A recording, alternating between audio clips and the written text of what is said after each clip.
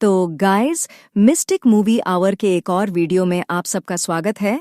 और आज की वीडियो होने वाली है 2013 में आई movie the curse of Chucky के ऊपर।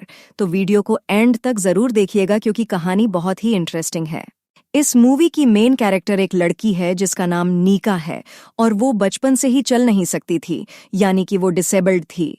नीका अपनी माँ सारा के साथ एक बहुत ही रिमोट लोकेशन पर रहा करती थी जहां आसपास और कोई भी घर नहीं था। एक दिन नीका के घर एक बड़ा सा पार्सल आता है जिसमें भेजने वाले का कोई पता नहीं था। नीका जब उस पार्सल को खोलती है तो उसके अंदर से एक बड़ा सा डॉल निकलता है। उन दोनों को डॉल कुछ खास नहीं लगता, इसीलिए सारा उस डॉल को फेंक देती है। उसी रात जब नीका सो रही थी तो उसे अपनी माँ के चीखने की आवाज सुनाई देती है। नीका घबरा जाती है और अपनी माँ को देखने बाहर आ जाती है, पर जब वो अपनी माँ के कमरे में जाती है तो उसे अपनी माँ जमीन पर लहूलुहान पड़ी मिलती है, यानी कि किसी ने उसका कत्ल कर दिया था। नीका बहुत घबरा जाती है और तुरंत ही एम्बुलेंस को फोन लगाती है।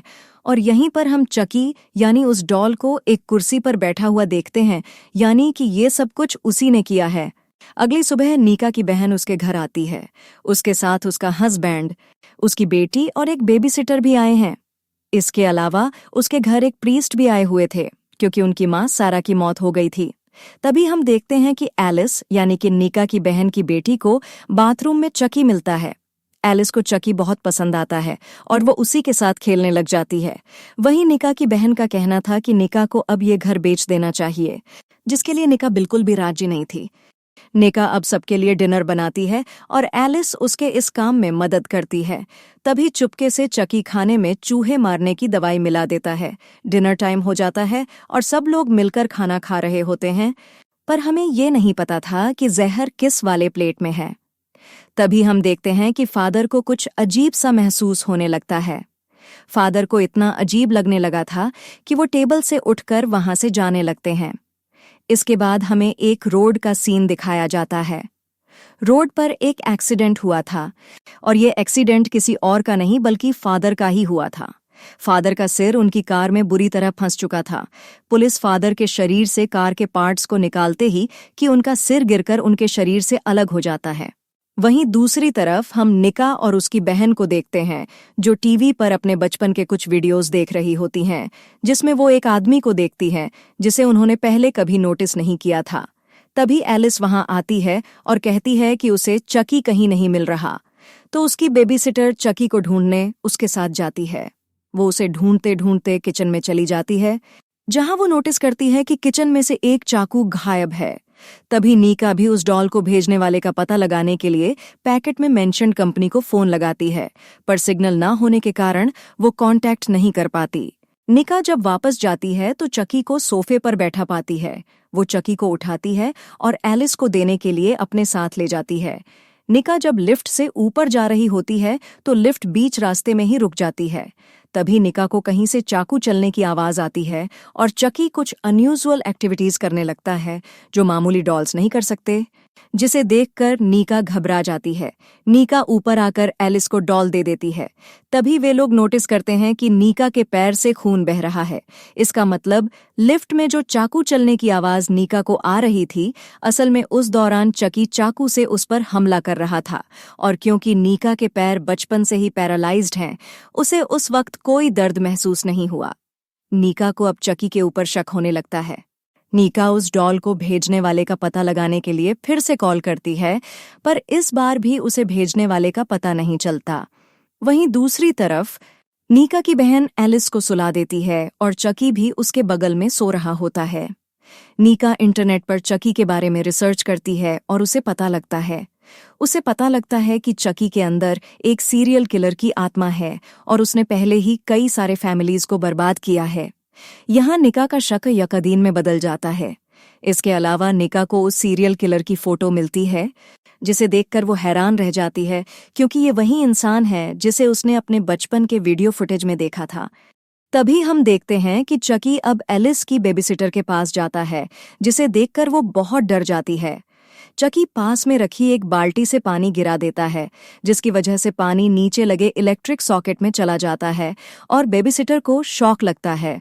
शॉक लगने की वजह से बेबीसिटर की मौत हो जाती है।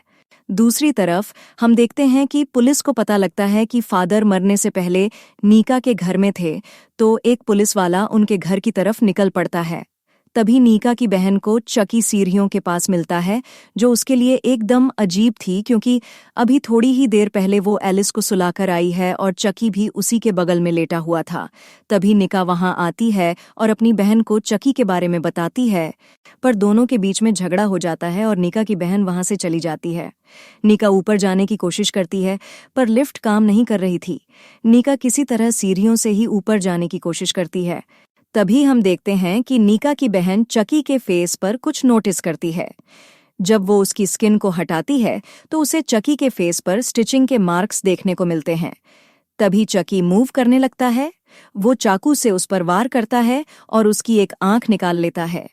नीका तभी सीढ़ियों से ऊपर छाड़ ही रही होती है कि तभी ऊपर से एक आंख नीचे आती है और फिर उसकी बहन की बॉडी, और यहाँ उसकी बहन भी चकी के हाथों मारी जा चुकी थी। चकी अब उसकी ओर बढ़ रहा था। नीका किसी तरह अपनी बहन के हस्बैंड के पास जाती है और इन सब चीजों के बारे में बताती है। वो जल्दी से नीका को गैराज के पास छोड़ता है और एलिस को लेने वापस चला जाता है। तभी चकी वहां आकर कार स्टार्ट कर देता है, जिसकी वजह से नीका का दम घुटने लगता है। नीका एक एक्स उठाकर उस पर अटैक करती है। तभी नीका की बहन का हस्बैंड वहां आता है और नीका पर ही ब्लेम डालता है। वो नीका को वहीं पर टेप से बांध देता है। उसे लग रहा था कि उसकी वाइफ और बेबी सिटर को उसी ने मारा है। तभी वो चकी में लगे कैमरा के फुटेज चेक करता है और उसे पता चलता है कि इन सब के पीछे चकी है। वो देखता है कि चकी ने उसकी बेटी को कहीं पर लॉक कर रखा है। तभी चकी नीका को धक्का देता है, जिसकी वजह से उसका ब्रदर इन लॉ नीचे गिर जाता है और उस पर एक्स से अटैक कर उसको भी मार देता है। अब वो नीका के ऊपर अटैक करने के लिए आगे बढ़ता है।